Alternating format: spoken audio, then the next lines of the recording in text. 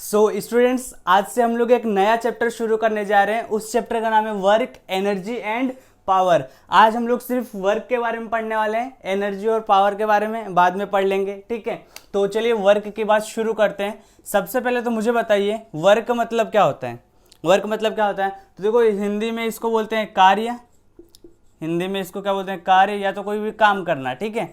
हिंदी में इसको वो बोलते हैं, ठीक है। तो वर्क मतलब क्या होता है? तो देखिए, इस टाइम पे मैं डोरेमोन देख रहा हूँ, टीवी में डोरेमोन आ रहा है, ठीक है। टीवी में डोरेमोन आ रहा है। किसी ने मुझसे पूछा है कि तुम क्या काम कर रहे हो, तो मैं उसको क्या बोलूँगा? मैं डोरेमोन देख रहा हूँ, ठीक है। तो फर्स्ट मैंने जो काम ले लिया वो मैंने क्या ले लिया? वॉचिंग डोरेमोन, ठीक है। मैं दूसरा काम कर रहा हूँ, ठीक है।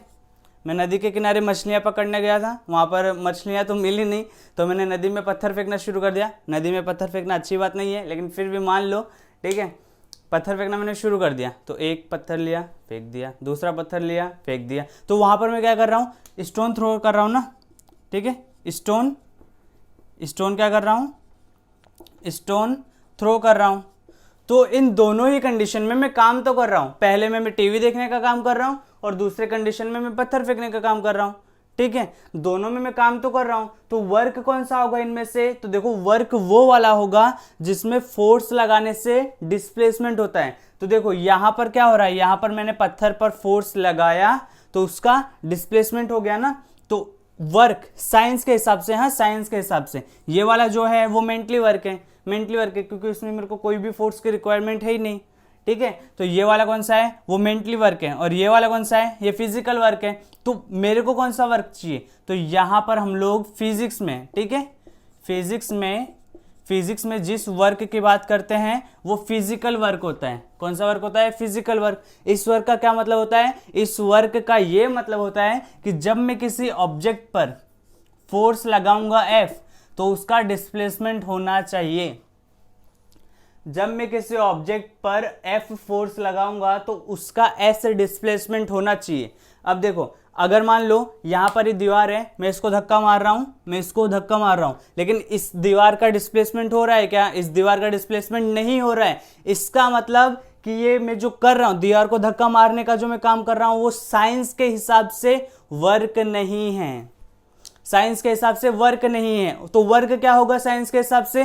साइंस के हिसाब से वो वर्क होगा जिसमें फोर्स लगाने से किसी ऑब्जेक्ट का डिस्प्लेसमेंट हो, तो देखो यहां पर मैं फोर्स लगा रहा हूं तो ऑब्जेक्ट का डिस्प्लेसमेंट हो रहा है। तो ये जो मैं कर रहा हूं ये क्या है? ये वर्क है। आई होप आपको समझ आया होगा कि जब किसी ऑब्जेक्ट पर फोर्स लगाने से उस ऑब्जेक्ट का डिस्प्लेसमेंट हो जाए तो वो जो मैं वर्क करूंगा उस वर्क को उसको क्या बोलेंगे? उसको बोलेंगे वर्क, ठीक है। उसको बोलेंगे वर्क। इसके टाइप्स भी होते हैं, वो भी देखेंगे। तो ये वाला जो है वो वर्क नहीं है और ये वाला जो है वो वर्क है। सिंपल सा समझो, फोर्स लगाने से अगर डिस्प्लेसमेंट हो गया तो वो वर्क है, और अगर डिस्प्लेसमेंट नहीं हुआ तो वो वर्क नहीं है, ठीक है। अरे भैया, एक पहाड़ है, उस पहाड़ पर एक बहुत बड़ा सा पत्थर रखा है, मैं उसको हिला रहा हूँ, ऐसे हिला रहा हूँ, मैं उसको पहाड़ से नीचे गिराना चाहता हूँ, लेकिन ऐसा कुछ हो ही नहीं रहा है, वो हिल ही नहीं रहा है, ठीक है। मेरे पास जो पावर है, मेरे पास जो एनर्जी है, उससे वो हिल ही नहीं रहा है, तो वर्क नहीं हो रहा है। लेकिन अगर मैंने छोटा सा पत्थर लिया, उसको मैं ऐसे उठा भी सकता हूँ, हल्का सा ऐसे फेंक भी सकता हूँ, तो मैंने फोर्स लगाया और उसका डिस्प्लेसमेंट हो गया। तो फोर्स लगाने से डिस्प्लेसमेंट हो गया, इसलिए वो जो कंडीशन है वो वर्क है, ठीक है। फोर्स लगाने से जब डिस्प्लेसमेंट हो जाए तो वो जो कंडीशन होगी वो वर्क होगा। आई होप आपको समझ आ गया होगा। तो चलिए कुछ और बातें वर्क के बारे में जानते हैं। स्टूडेंट्स देखिए, यहां पर मैंने लिख के रखा है वर्क डन। वर्क डन क्या होता है? जो कि मैंने सिंपल सा पहले बताया, क्या? It states that when a force acts on an object and the object moves. समझो, मूव होगा तो कुछ डिस्प्लेसमेंट तो करेगा।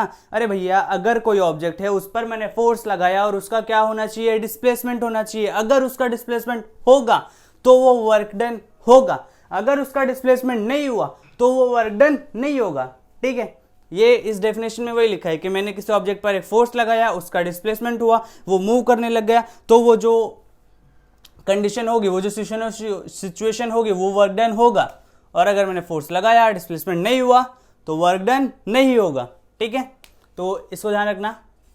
It states that when a force acts on an object and the object moves we call it force has done work on the object. तब हम लोग क्या बोलते हैं, तब हम लोग बोलते हैं कि फोर्स ने कोई वर्क कर दिया। फोर्स ने क्या कर दिया, फोर्स ने कोई वर्क कर दिया। अरे भैया फोर्स कोई काम तो करेगा, उसको डिस्प्लेस करेगा तो काम तो होगा ही ना। ठीक है, इन अदर वर्ड्स ये वाला जो है इससे आपको एक फॉर्मूला बनेगा वर्क डन का, कि वर्क डन हम लोग कर तो लिए लेकिन कितना किए, कितना। ठीक है, तो देखो in other words work done is defined as product of, product multiplication किसका, फोर्स का और डिस्प्लेसमेंट का। मतलब कि अगर मैं फोर्स लूं, ठीक है, और उसको डिस्प्लेसमेंट से मल्टीप्लाई कर दूं तो मेरे को क्या मिलेगा, तो मेरे को वर्क डन मिलेगा। ठीक है, अगर मैंने फोर्स लिया और उसको डिस्प्लेसमेंट से मल्टीप्लाई कर दिया, प्रोडक्ट है ना भैया, अरे प्रोडक्ट कर दिया, मल्टीप्लाई कर दिया, मल्टीप्लिकेशन कर दिया, गुणा कर दिया, तो जो मेरे को मिलेगा वो क्या मिलेगा, वो वर्क डन मिलेगा। वो क्या मिलेगा, वो वर्क डन मिलेगा।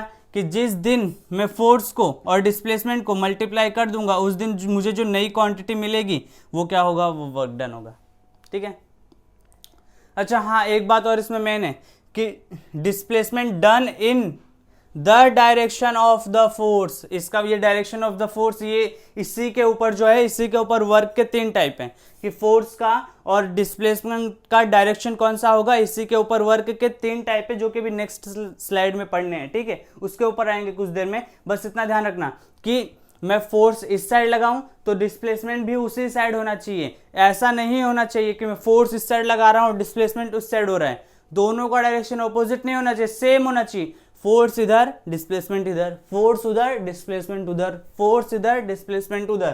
ठीक है, समझा। देखो ये वाला, देखो ये वाला, work done is a scalar quantity. बताओ स्केलर क्वांटिटी क्या होता है, ऐसी क्वांटिटी जिनको सिर्फ मैग्नीट्यूड की जरूरत होती है, डायरेक्शन से उनका कोई लेना देना नहीं है। ठीक है, तो वर्क डन का भी डायरेक्शन से कोई लेना देना नहीं है, इसलिए वर्क डन भी स्केलर क्वांटिटी है। अभी आपको क्वेश्चन आएगा कि ये फोर्स तो वेक्टर है, हाँ फोर्स वेक्टर है, डिस्प्लेसमेंट भी वेक्टर है, हाँ डिस्प्लेसमेंट भी वेक्टर है। तो फोर्स और डिस्प्लेसमेंट दो वेक्टर क्वांटिटी को जब हम लोग मल्टीप्लाई कर रहे हैं तो तीसरी क्वांटिटी मिलनी चाहिए, वो भी वेक्टर होनी चाहिए ना। वेक्टर क्वांटिटी को मल्टीप्लाई करने से जो तीसरी क्वांटिटी होनी चाहिए वो भी वेक्टर होनी चाहिए। हाँ होनी तो चाहिए, लेकिन ऐसा तो नहीं हो रहा है। क्यों नहीं हो रहा है, उसका जो एक्चुअल रीजन है वो रीजन ये है कि ये जो W है ना, W यानी कि वर्क डन, वो वेक्टर लॉस ऑफ एल्जेब्रा को फॉलो नहीं करता। जो वेक्टर एल्जेब्रा होता है, वो वेक्टर एल्जेब्रा क्या होता है वो आप लोग 11th में फर्स्ट या सेकंड चैप्टर ही पढ़ोगे। ठीक है, तो वो 11th में पढ़ लेंगे। इस टाइम पे सिर्फ इतना ध्यान रखो कि जो वेक्टर के लॉस होते हैं वर्क डन उनको फॉलो नहीं करता है, इसीलिए वर्क डन कौन सी क्वांटिटी है, स्केलर क्वांटिटी। जब भी हम लोग वर्क डन बताते हैं तो उसका डायरेक्शन नहीं बताते। ठीक है, अच्छा देखो SI unit of work done is joule. Work की SI यूनिट क्या होती है, जूल होती है। कैसे आया, देखो W इज इक्वल टू क्या है, F इंटू S है। अब F का यूनिट क्या होता है, न्यूटन, S का यूनिट क्या होता है, मीटर। सो ये न्यूटन मीटर आया ना वर्क डन का यूनिट, वर्क डन के 2 यूनिट होते हैं, एक तो न्यूटन मीटर हो गया और इसी न्यूटन मीटर को जूल बोला जाता है। ठीक है, तो आप सिंपल सा इतना याद रखना कि वर्क डन की यूनिट क्या होती है, वो भी SI यूनिट। SI यूनिट क्या होती है, जूल होती है। क्या होती है, जूल होती है। और CGS यूनिट क्या होती है, अर्ग्स होती है।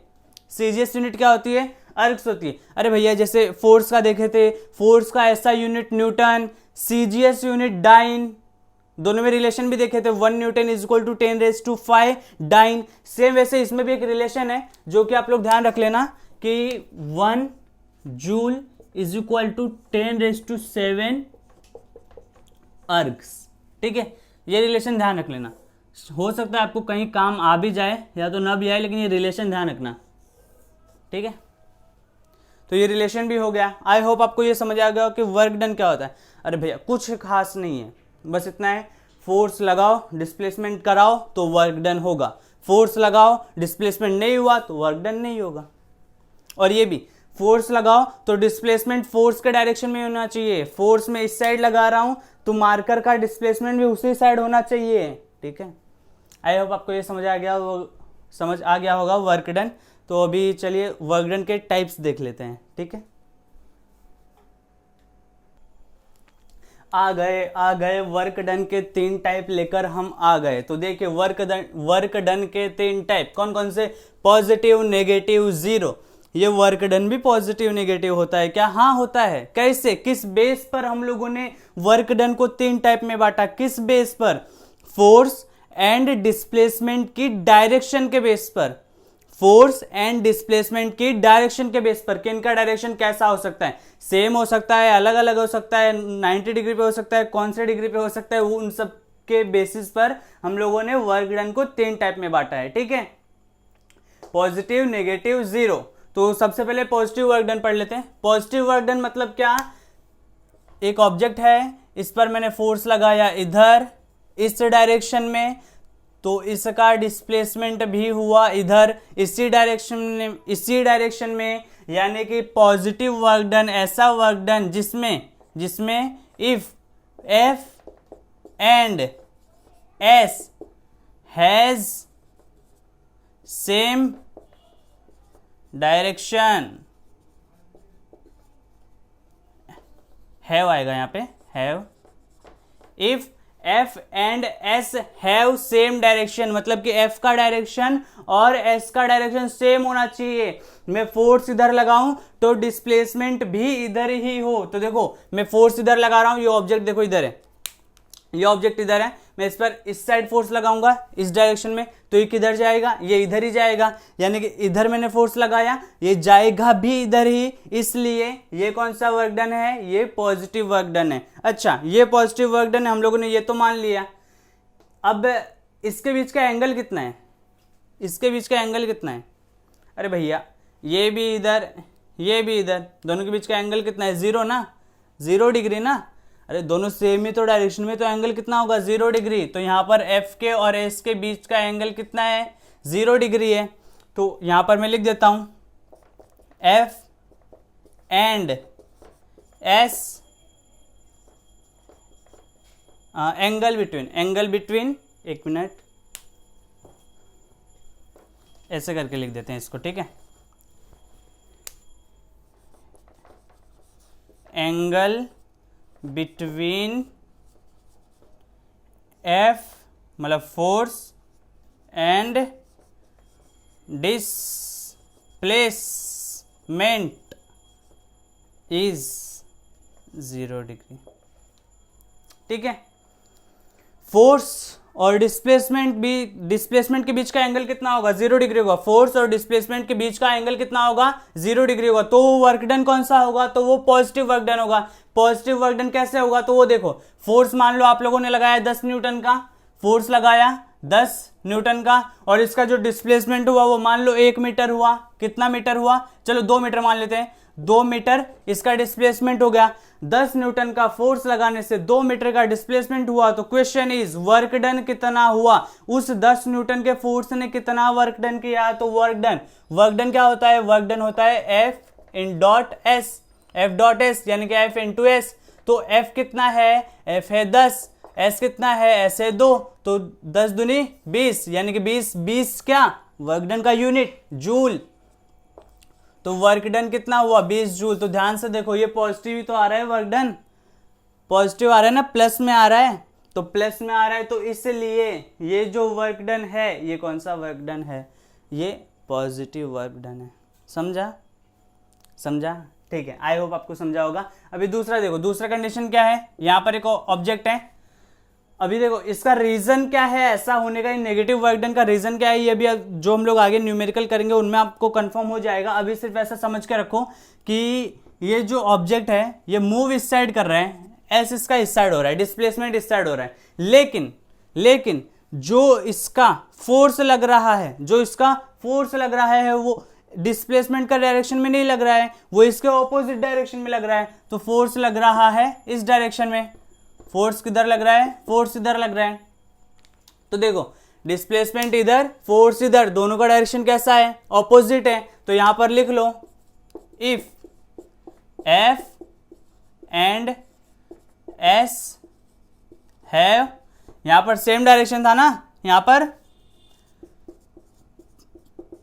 ऑपोजिट डायरेक्शन, ठीक है, ऑपोजिट डायरेक्शन। अच्छा, ऑपोजिट डायरेक्शन लिख लिया, डिस्प्लेसमेंट उधर हो रहा है, फोर्स इधर लग रहा है, एक इधर, दोनों ऑपोजिट डायरेक्शन, इसलिए ये नेगेटिव वर्क डन है।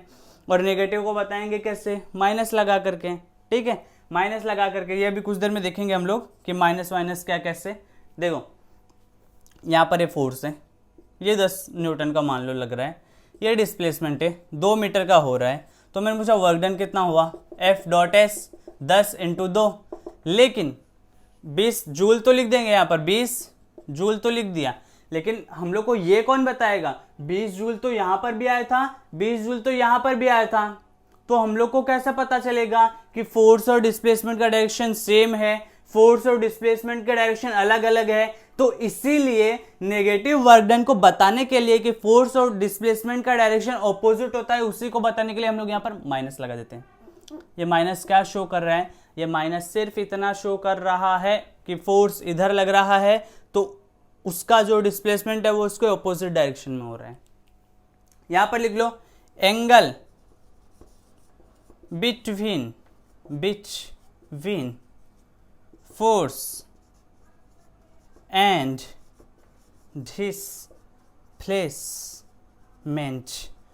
Angle between force and displacement is, कितना एंगल है बताओ। अरे भैया, एक रे इधर जा रही थी, दूसरी रे इधर आ रही है, मैं पूछूं इनके बीच का एंगल कितना है, तो 2 रे का बीच का एंगल हम लोग यही तो बताएंगे। अरे भैया यही तो एंगल होगा, तो ये कितना दिख रहा है, ये मेरे को तो 180 लग रहा है, और आपको भी 180 ही लगना चाहिए क्योंकि 180 डिग्री है ना। अरे भैया 180 डिग्री है तो 180 डिग्री नहीं लगेगा क्या, इसमें कौन सी महारत हासिल कर ली मैंने, ठीक है। अच्छा, ये तो समझ लिए, ऑपोजिट डायरेक्शन, सेम डायरेक्शन, इतना तो समझा। तो ये जीरो वर्क डन क्या है, तो देखो जीरो वर्क डन ऐसा वर्क डन है जिसमें मैं फोर्स नहीं लगाऊं तो भी वर्क डन जीरो, डिस्प्लेसमेंट नहीं हो तो भी वर्क डन जीरो, और दोनों जीरो हो तो भी वर्क डन जीरो। समझ रहे हो। अरे भैया वर्क डन क्या होता है, F.S, तो S अगर जीरो हो तो वर्क डन भी जीरो, F अगर जीरो हो तो वर्क डन भी जीरो, और दोनों अगर जीरो हो तो वर्क डन जीरो ही होना है, तो वर्क डन जीरो ही होना है। तो इसका एक और चौथा कंडीशन है, वो चौथा कंडीशन क्या है कि जीरो वर्क डन कब होता है। तो देखो यहाँ पर हम लोगों ने डायरेक्शन से फिक्स कर लिया कि दोनों का direction same, positive work done, दोनों का direction opposite, negative work done. तो इसमें क्या होता है, इसमें ऑब्जेक्ट है, ये ऑब्जेक्ट है मान लो, इसका डिस्प्लेसमेंट इस साइड हो रहा है S। तो जैसे कि हम लोगों ने, मैंने ये बता दिया था कि ये फोर्स यहाँ पर ऑपोजिट डायरेक्शन में क्यों लग रहा है, ये हम लोग अभी न्यूमेरिकल्स में डिस्कस कर लेंगे, वो आपको कंफर्म हो जाएगा, पहले इसका समझ लो। अब मैं बोल देता हूँ कि ये जो फोर्स लग रहा है ये नीचे के साइड लग रहा है, कौन से साइड लग रहा है, नीचे के साइड लग रहा है, कौन से साइड लग रहा है, नीचे के साइड लग रहा है। तो फोर्स एंड डिस्प्लेसमेंट के बीच का एंगल कितना है, फोर्स एंड डिस्प्लेसमेंट के बीच का एंगल कितना है, एंगल यही तो है। अरे भैया यही तो एंगल है, और ये कितना डिग्री दिख रहा है, ये मेरे को तो 90 डिग्री दिख रहा है, और आपको भी 90 डिग्री ही दिखना चाहिए क्योंकि एंगल 90 डिग्री ही है, ठीक है। इसका मतलब हम लोग क्या समझे, इसका मतलब आप लोग ये समझो कि जब if force and S are perpendicular का स्पेलिंग नहीं आ रहा, ज्यादा ही बड़ा स्पेलिंग बना दिया यार परपेंडिकुलर का, कंप्लेन करनी पड़ेगी लग रहा है। किस पे कंप्लेन करने जाओगे भैया, अंग्रेजों पे। Perpendicular, if F and S are perpendicular to each other,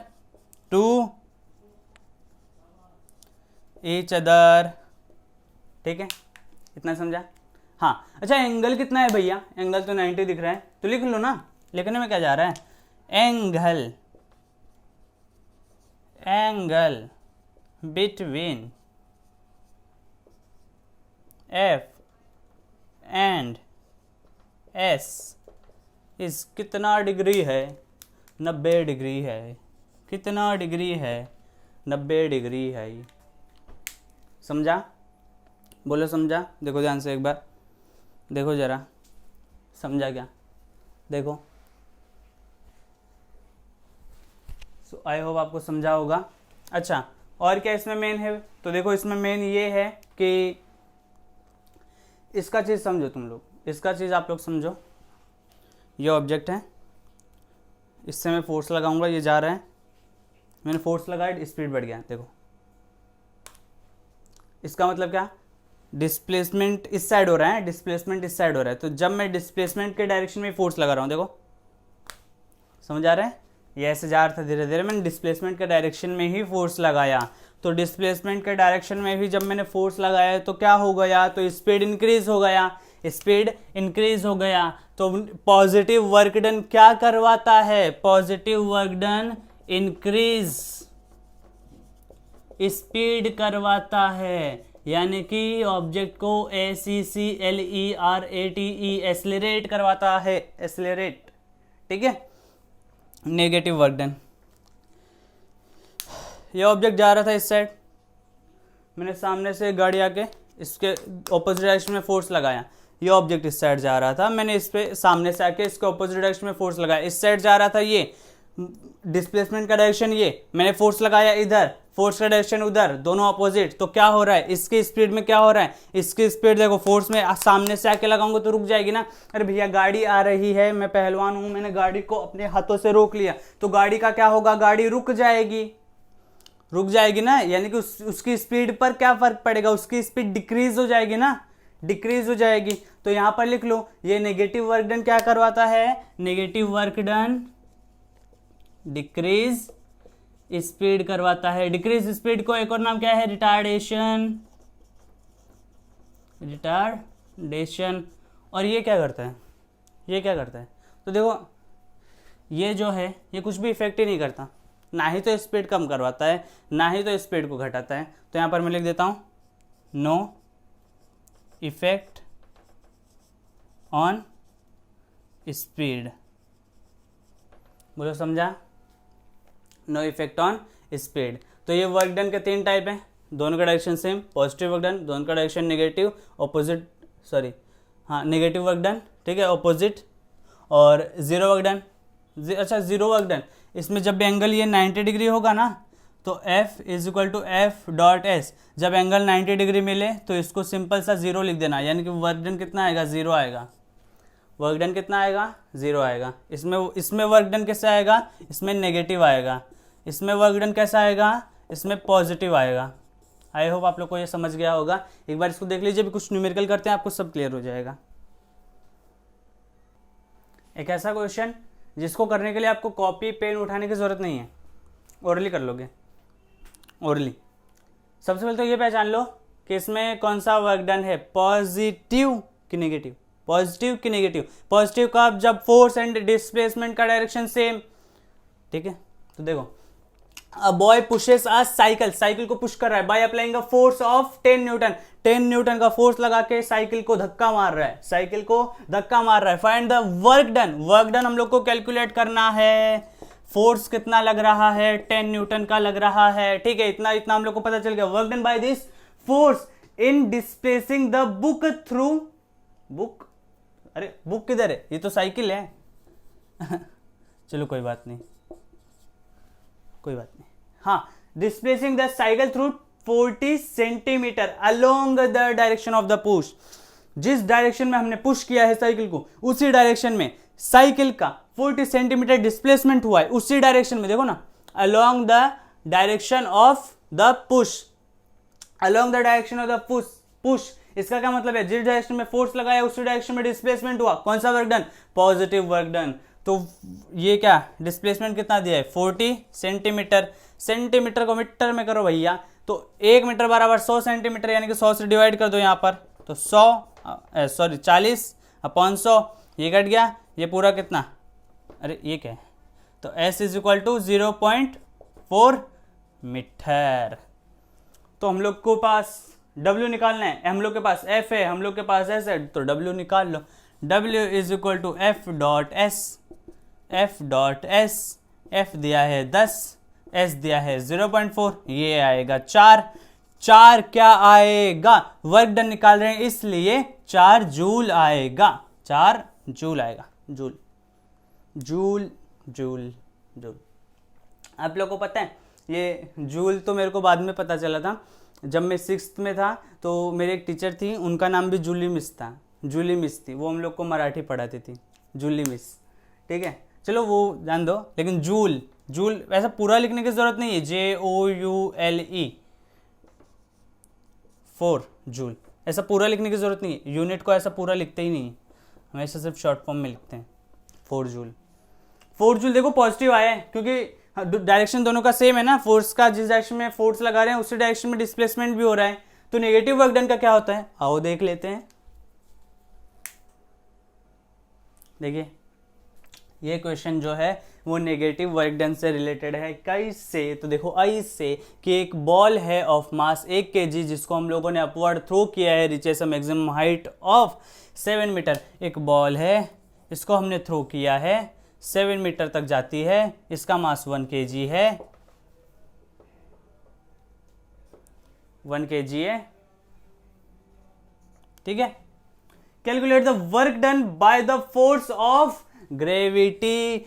जब हमने इसको ऊपर फेंका तो ग्रेविटी नीचे फोर्स लगाएगी, तो वही हमको कैलकुलेट करना है कि हमने इसको ऊपर फेंका तो ग्रेविटी नीचे कितना फोर्स लगाएगी। तो देखो कितना फोर्स लगाएगी, वो उतना ही फोर्स लगाएगी, कितना, mg ना, mg ना। हम लोग को वर्क डन कैलकुलेट करना है, वर्क डन, तो सब देखो क्या कैलकुलेट करना है वो देखो, W is equal to F.S। हम लोग को वर्क डन कैलकुलेट करना है। वर्क डन इस फॉर्मूले से कैलकुलेट हो जाएगा। ये फॉर्मूला क्या है, F.S है। तो F.S होने के लिए मेरे को डिस्प्लेसमेंट पता होना चाहिए और मेरे को फोर्स पता होना चाहिए। डिस्प्लेसमेंट तो दिया है 7 मीटर, लेकिन फोर्स नहीं दिया है, तो फोर्स कैसे निकालेंगे। तो फोर्स देखो, फोर्स क्या होता है, जब भी कोई ऑब्जेक्ट ऊपर जाता है तो उस पर ग्रेविटी कितना फोर्स लगाती है, उसके वेट के बराबर ना, उसके वेट के बराबर। और वो कितना होता है, mg, इतना ही तो फोर्स लगाती है। हम लोगों ने पिछले लेक्चर में यही देखा है ना कि अगर कोई ऑब्जेक्ट ऊपर जा रहा है तो ग्रेविटी उस पर कितना फोर्स लगाएगी, mg। अरे भैया g नहीं पता, ma फोर्स तो लगाएगी। अरे भैया फोर्स तो ma ही होता है, और ये ma यहाँ पर a क्या है, a तो एक्सेलरेशन ड्यू टू ग्रेविटी है ना, a तो एक्सेलरेशन ड्यू टू ग्रेविटी है। तो इस a को क्या मैं g नहीं लिख सकता, लिख सकता हूँ, क्योंकि acceleration due to gravity. m कितना है, m दिया है 1 इंटू g कितना होता है, तो देखो g मैंने बोला था अपवर्ड मोशन हो चाहे डाउनवर्ड मोशन हो, हमेशा -10 मीटर पर सेकेंड स्क्वायर ले लेना, मतलब हमेशा माइनस में ले लेना। अगर क्वेश्चन में दिया रहेगा तो 9.8 लेना, या तो हमेशा -10 मीटर पर सेकेंड स्क्वायर ले लेना। तो यहाँ पर -10, तो f कितना आया, f आया -10 न्यूटन, -10 न्यूटन। या -10 न्यूटन क्या बता रहा है कि बॉल तो ऊपर जा रहा है लेकिन उस पर फोर्स किधर लग रहा है, उस पर फोर्स नीचे लग रहा है, इसलिए माइनस में आया है। तो यहाँ पर रख दो W is equal to f कितना दिया है, -10 इंटू s कितना है 7, सो W इज इक्वल टू -70 क्या, जूल। समझा, आई होप आपको समझा होगा कि ये ऊपर जा रहा है, फोर्स नीचे लग रहा है, तो इसलिए वो माइनस में आया है, इसलिए फोर्स भी माइनस में आया है। ठीक है, स्पीड भी डिक्रीज होगी। अब ये ऊपर जैसे जैसे जाता जाएगा उसका स्पीड डिक्रीज होते जाएगा। अच्छा देखो, इसमें 2 कंडीशन है। अभी आप लोग मेरे को बोलोगे कि हम लोगों ने बॉल को ऊपर ऐसे फेंका है, तो बॉल ऊपर जा रहा है, हम लोगों ने फोर्स किस साइड लगाया, ऊपर के साइड लगाया, तो हम लोगों ने फोर्स भी ऊपर लगाया, बॉल भी ऊपर जा रहा है, तो डायरेक्शन तो सेम हो गया। तो नेगेटिव वर्क डन कैसे हुआ, तो उस चीज को समझो कि जो फोर्स की बात की है ना, वो मैंने अपने हाथ से जो फोर्स लगाया उसकी बात नहीं की है, वो फोर्स लगाया, वो फोर्स अलग है। लेकिन यहां पर कौन से वर्क डन पूछ रहा है, कौन से फोर्स के द्वारा वर्क डन पूछ रहा है, कौन से फोर्स के द्वारा, ग्रेविटी जो फोर्स लगा रही है उसका जो वर्क डन है, ग्रेविटी जो फोर्स लगा रही है उसका जो वर्क डन है वो मेरे को निकालना है। अगर मेरे से पूछता calculate the work done by the force of my hand, force of the thrower, ठीक है, ड्यूरिंग दिस वर्टिकल डिस्प्लेसमेंट, तो हम लोग वो लगाते जो आप लोग सोच रहे हो, तो ये पॉजिटिव आता। ठीक है, लेकिन वो पॉजिटिव नहीं आया, क्यों, क्योंकि ग्रेविटी फोर्स लगा रही है ना। अरे भैया ऊपर जा रहा है, ग्रेविटी नीचे फोर्स लगा रही है, दोनों का डायरेक्शन ऑपोजिट है, 180 डिग्री उनमें बन रहा है, -70 डिग्री आ गया, -70 डिग्री, ठीक, सॉरी -70 जूल। ठीक है, समझा, ठीक है, आई होप आपको समझा। अब मैं आपसे कुछ क्वेश्चन पूछूंगा और उनका आंसर भी मैं खुद दूंगा। ठीक है, देखते हैं, आ जाओ। तो देखो यहाँ पर 3 कंडीशन है। ठीक है, ये फर्स्ट वाला जो है वो बाहुबली है, महेंद्र बाहुबली। ठीक है, ये दूसरा वाला अपना नॉर्मल सा लड़का है। सीढ़ियाँ चढ़ रहा है। ये थर्ड वाला तो मान लो इसको तो कुछ आता पता ही नहीं है, ये सीढ़ियाँ उतर रहे हैं। सो माई क्वेश्चन इज, इनमें से कौन वर्क कर रहा है, कौन वर्क नहीं कर रहा है, कौन सा वर्क कर रहा है, कौन सा वर्क नहीं कर रहा है। इसका मतलब सिंपल सा है, कौन पॉजिटिव वर्क कर रहा है, कौन नेगेटिव वर्क कर रहा है और कौन जीरो वर्क कर रहा है। चलो जल्दी जल्दी आंसर दे दो, जल्दी जल्दी जल्दी जल्दी जल्दी जल्दी। तो इसको देखो, सबसे पहले तो इसको देखना, मुझे बताओ अगर ये लाद का ऐसे ऐसे चले जा रहा है, चले जा रहा है, चले जा रहा है, तो ये जो ऑब्जेक्ट है ये इसका डिस्प्लेसमेंट किधर करवा रहा है, ये इसका डिस्प्लेसमेंट किधर करवा रहा है, ऐसे चले जा रहा है, चले जा रहा है, तो ये इसका डिस्प्लेसमेंट किधर करा रहा है, इधर करा रहा है। अरे इधर ही तो लेके जा रहे हैं, तो डिस्प्लेसमेंट तो इधर ही करा रहा है, ठीक है। अच्छा, ये फोर्स किधर लग रहा है, तो देखो ये फोर्स किधर लगा रही है, फोर्स ऊपर के साइड लगा रहा है ना। अरे ऊपर के साइड लगा रहा है, इसीलिए तो उठाया हुआ है, तो ये फोर्स ऊपर के साइड लगा रहा है, तो ये फोर्स लगा रहा है ऊपर के साइड। डिस्प्लेसमेंट हो रहा है इधर, फोर्स लगा रहा है उधर। एंगल कितना है, 90 है, तो एंगल 90, जब फोर्स और डिस्प्लेसमेंट के बीच का एंगल 90 होता है तो वर्क डन 0 होता है, वर्क डन 0 होता है। बोले समझा? तो मस्त है ना, देखो ना। अच्छा, आप लोगों ने देखा होगा रेलवे स्टेशन पर जो कुली लोग रहते हैं वो ऐसे ही तो लेकर चलते हैं, तो एक्चुअल में अकॉर्डिंग टू साइंस वो वर्क डन नहीं करते हैं, वो वर्क डन नहीं करते हैं, ठीक है। अच्छा, इसको आप लोग ऐसे भी समझ सकते हो। अब अगर आप लोग को ऐसे नहीं समझा रहे कि ये फोर्स ऊपर कैसे, ऊपर, अरे ऊपर लगा रहा है इसीलिए तो ऊपर पकड़ा है, तो ये फोर्स नीचे भी लग रहा है, मतलब ग्रेविटी इस पर नीचे की साइड फोर्स लगा रही है ना, ऐसे ग्रेविटी mg नीचे की साइड लग रहा है ना। तो देखो ये वाला जो फोर्स है और ये वाला भी, ये भी तो 90 डिग्री है, 90 डिग्री ही है ना, तो वो भी 0 वर्क डन ही है। तो कुल मिला जुला करके यहां पर वर्क डन कौन सा है, ये 0 वर्क डन है। ये कौन सा वर्क डन है, ये कौन सा वर्क डन है, कौन सा है? तो ध्यान से देखना, इसमें ये ऑब्जेक्ट क्या कर रहा है, इसमें ये ऑब्जेक्ट ऊपर के साइड चढ़ रहा है ना। कौन सी साइड चढ़ रहा है, ऊपर के साइड चढ़ रहा है। ऊपर के साइड को क्या मैं असेंडिंग ऑर्डर ऐसे मान सकता हूं, ऊपर चढ़ रहा है यानी कि ऐसे भी बढ़ रहा है ना वाई डायरेक्शन में। अरे ऐसे चढ़ रहा है तो ऊपर तो जा रहा है कि नहीं जा रहा है, जा रहा है। और इस पर फोर्स किधर लग रहा है, इसका डिस्प्लेसमेंट तो ऊपर हो रहा है, इस पर फोर्स किधर लग रहा है, नीचे लग रहा है। अरे भैया ग्रेविटी फोर्स लगाती है, ग्रेविटी, तो ग्रेविटी फोर्स लगा रही है, ये जा रहा है ऊपर, ग्रेविटी फोर्स लगा रही है नीचे। एंगल कितना, 180 डिग्री। 180 डिग्री जब एंगल हुआ तो वर्क डन कैसा होना चाहिए, वर्क डन नेगेटिव होना चाहिए। आपको एक क्वेश्चन का आंसर और दूं, इसके बाद देता हूं। इसके बाद ये नीचे जा रहा है, ये किधर जा रहा है, ये नीचे जा रहा है, नीचे जा रहा है, नीचे जा रहा है, इसका डिस्प्लेसमेंट नीचे हो रहा है। अरे भैया नीचे ही तो जा रहा है, ग्रेविटी किधर लग रही है, ग्रेविटी भी नीचे लग रही है, डिस्प्लेसमेंट भी नीचे, ग्रेविटी भी मतलब फोर्स भी नीचे, तो फोर्स और डिस्प्लेसमेंट का डायरेक्शन सेम है, इसलिए work done will be positive. Work done positive होगा, वर्क डन नेगेटिव होगा, और यहाँ पर वर्क डन होगा ही नहीं, यहाँ पर वर्क डन 0 होगा, क्योंकि एंगल 90 है, यहाँ पर एंगल 180 है, वहां पर एंगल 0 है। अच्छा, और क्वेश्चन का आंसर सुनो। जब, अच्छा मैं आप लोगों से क्वेश्चन पूछता हूं, सीढ़ियां चढ़ना आसान होता है कि सीढ़ियां उतरना आसान होता है? चढ़ना कि उतरना? चढ़ना पसंद है कि उतरना पसंद है, बताओ। सीढ़ियां चढ़ना पसंद है कि सीढ़ियां उतरना पसंद है? तो देखो हम लोग को सीढ़ियां उतरना पसंद है। क्यों उतरना पसंद है, उसका भी रीजन है, उसका भी रीजन साइंस के पास ही है।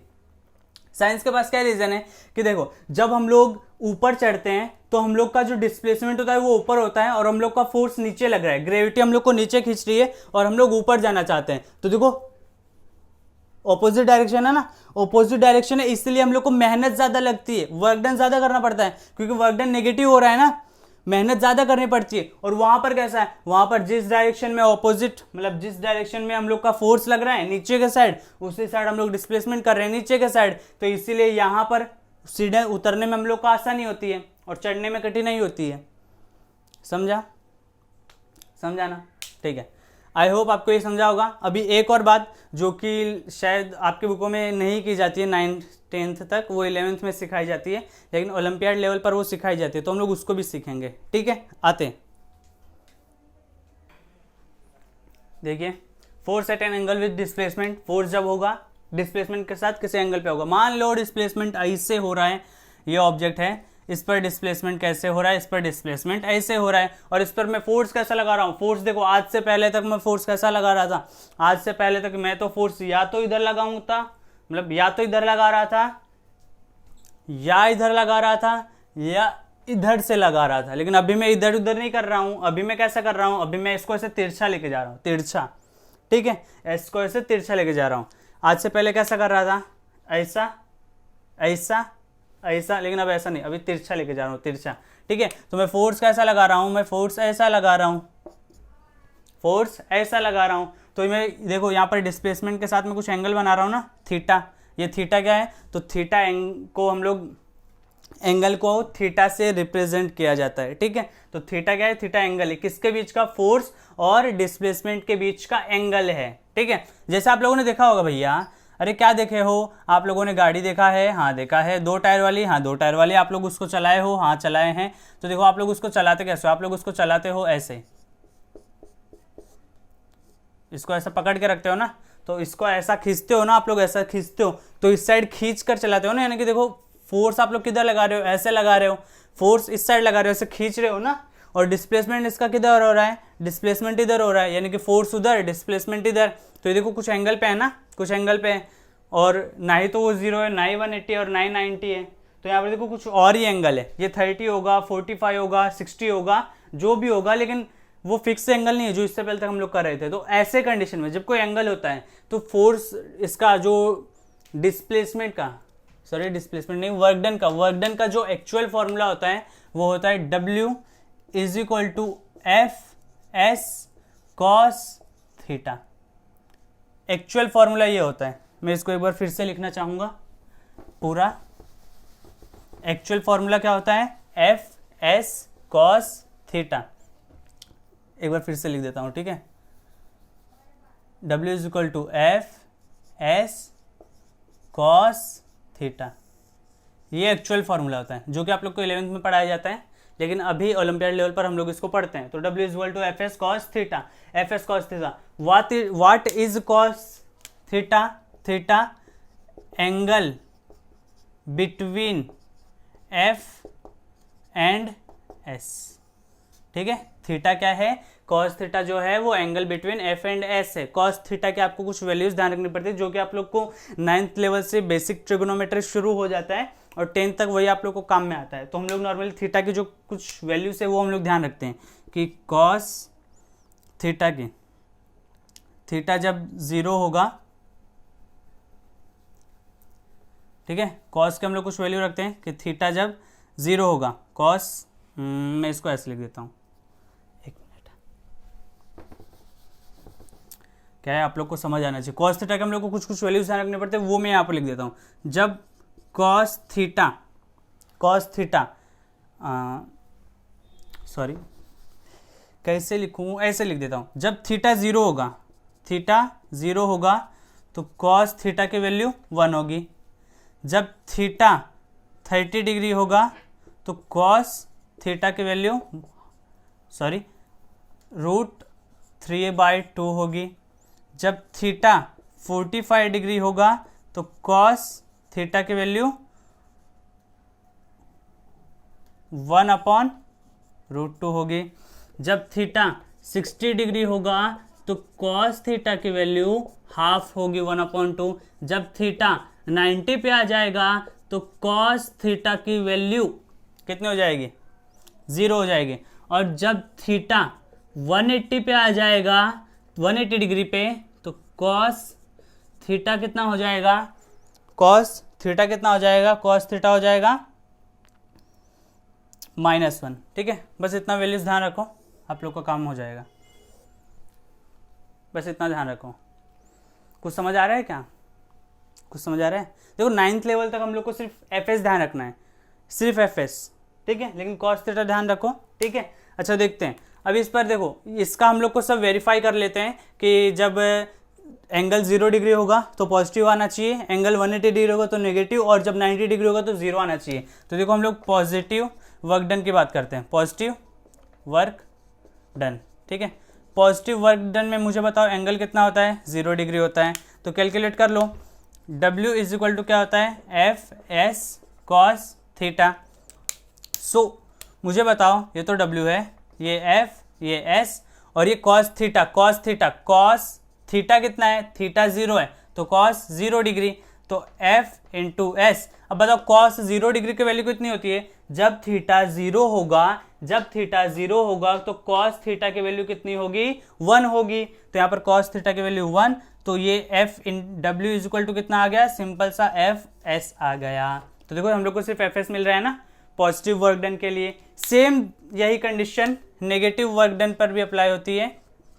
नेगेटिव वर्क डन कैसे, तो नेगेटिव वर्क डन में थीटा कितना होता है, 180 डिग्री होता है, और W क्या होता है, W होता है FS cos थीटा। तो F कितना है, F तो F है, S कितना है, S तो S है, cos थीटा कितना है, cos थीटा तो 180 डिग्री है, और ये F ये S। मुझे बताओ cos थीटा कितना है, 180 डिग्री है, थीटा कितना 180 डिग्री। तो cos थीटा की वैल्यू जब 180 डिग्री होता है, थीटा 180 डिग्री होता है, तो cos थीटा की वैल्यू -1, देखो -1, तो यहाँ पर कितना आएगा -1। So W is equal to -1 into FS -FS। तो देखो नेगेटिव वर्क डन में नेगेटिव आ रहा है, ये एक्चुअल खेल जो नेगेटिव आ रहा है ना वो इस थीटा की वजह से आ रहा है, देख लो ध्यान से, थीटा की वजह से हो रहा है सब ये कमाल, ठीक है। अच्छा जीरो वर्क डन की बात करते हैं, जीरो वर्क डन की बात करते हैं। थीटा जीरो वर्क डन में कितना होता है, 90 डिग्री होता है, तो W is equal to FS cos theta. तो F तो F है, S तो S है, cos थीटा कितना है, cos थीटा देखो 90 डिग्री, थीटा की जगह पे 90 डिग्री रख दिया, तो F तो F रहा, S तो S रहा, cos 90 की वैल्यू। तो थीटा जब 90 होता है, तो cos थीटा की वैल्यू देखो 0 है, तो यहाँ पर 0, तो 0 का मल्टीप्लाई किससे भी होगा 0, तो देखो 0 आ गया, समझा, 0 वर्क डन आ गया। समझ में आया, कुछ समझ में आया क्या भैया, बहुत आसान तो है, इसमें क्या हार्ड क्या है भैया, आसान तो है, हाँ आसान है, सब आसान है, ठीक है। चलेगा, आई होप आपको ये समझ आ गया होगा। चलिए तो अभी हम लोग क्या करते हैं, अभी हम लोग इसके ऊपर एक न्यूमेरिकल लेते हैं, थीटा वाले के ऊपर, ठीक है। बड़ा ही आसान क्वेश्चन जिसको आप लोग आराम से कर सकते हो, बस वो cos थीटा के वैल्यूज ध्यान रखना, cos थीटा के वैल्यूज ध्यान रखोगे ना तो कोई प्रॉब्लम नहीं आएगी, सब आसान है। फिजिक्स से आसान तो कोई सब्जेक्ट है ही नहीं दुनिया में, सही बोल रहा हूँ।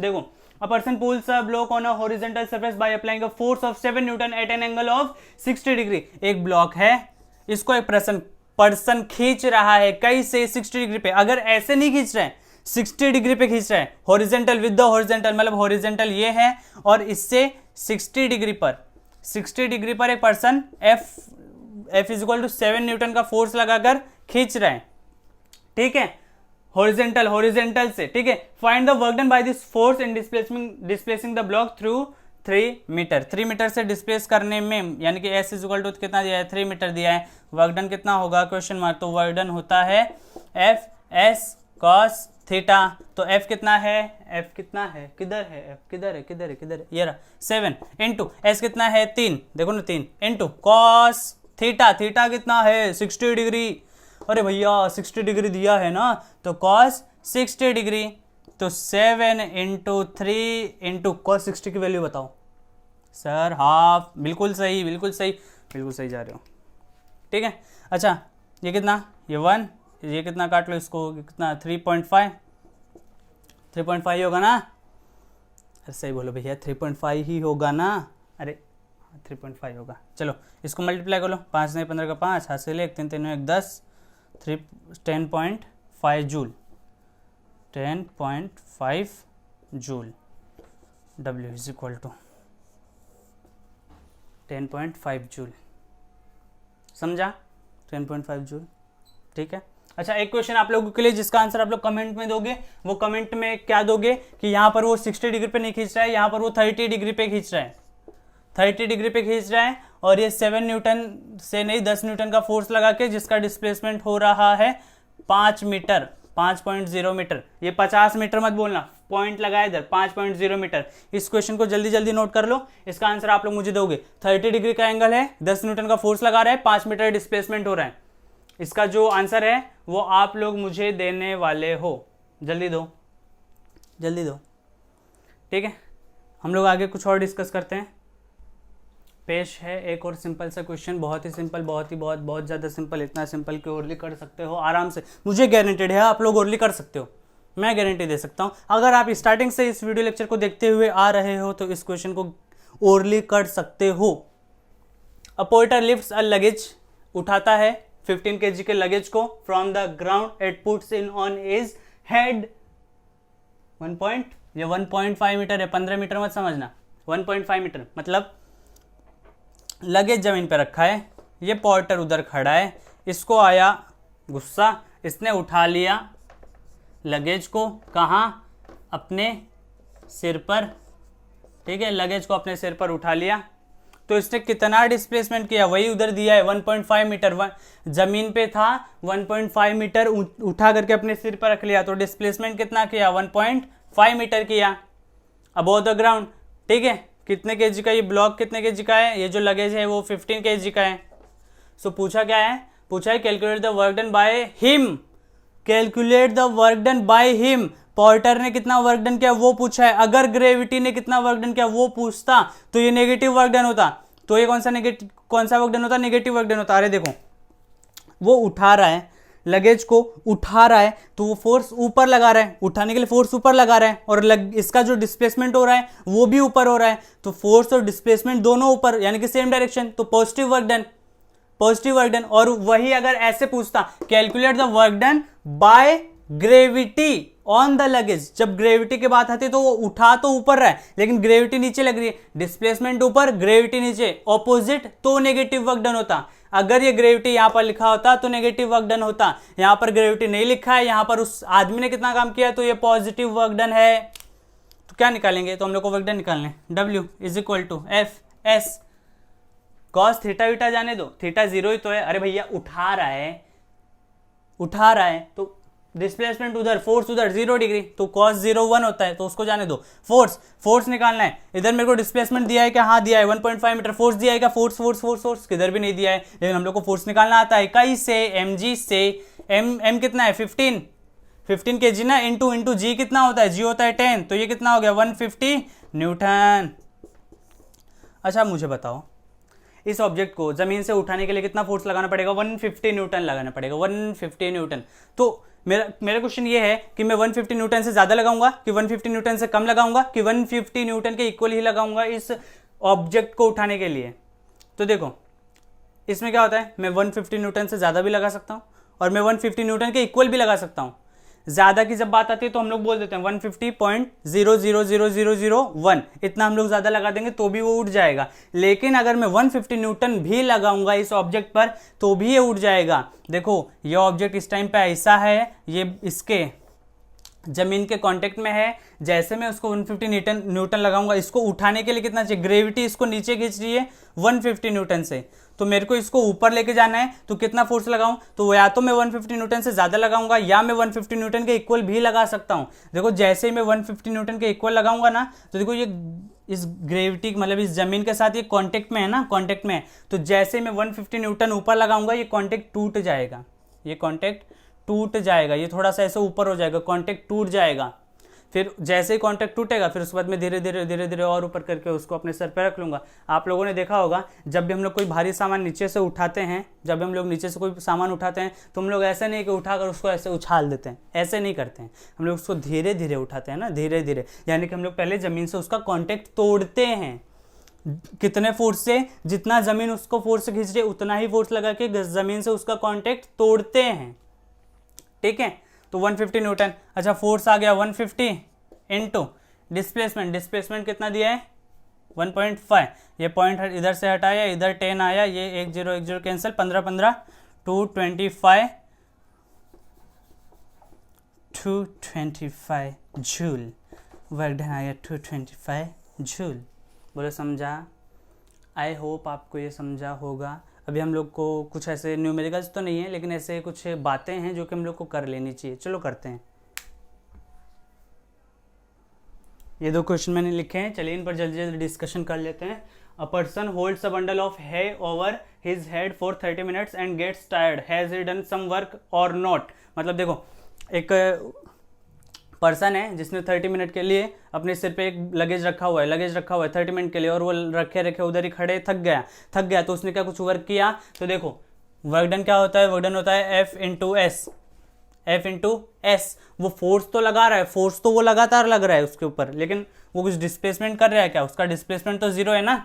अरे उसने सिर्फ रखा हुआ है, उसको ऊपर नीचे भी करता तो भी वर्क डन होता, उसने जब उठा के अपने सिर पे रखा तो भी वर्क डन हुआ, लेकिन इस टाइम पे वो सिर्फ ऐसे रखे हुआ है मूर्ति बन के, तो उसका डिस्प्लेसमेंट जीरो है लगेज का, तो उसका जो वर्क डन होगा वो भी जीरो होगा। ठीक है। What is the work done by the force of gravity on a satellite moving around the earth. मतलब ये अपना अर्थ है, इसके चारों तरफ एक सैटेलाइट घूम रहा है, तो ये सैटेलाइट और क्या बोले, what is the work done by the force of gravity. तो ये ग्रेविटी इस पर कितना वर्क डन कर रही है, तो देखो ग्रेविटी नीचे लग रही है, लेकिन ये सैटेलाइट इसके चारों तरफ ऐसे घूमता है ना, सर्कुलर में ऐसे।